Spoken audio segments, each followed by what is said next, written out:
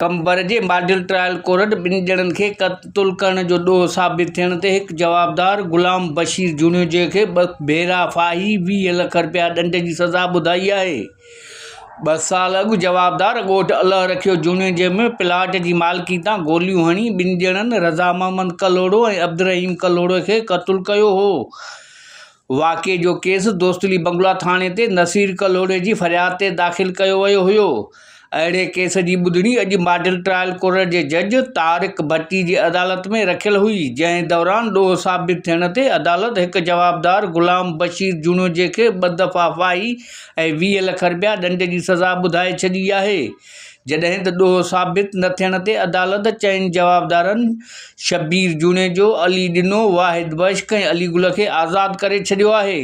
अदालत तरफ़ां सज़ा ॿुधायल जवाबदार ग़ुलाम बशीर जूनियर खे पुलिस जे सख़्त पहिरे में लाड़काने सेंट्रल जेल मोकिले छॾियो।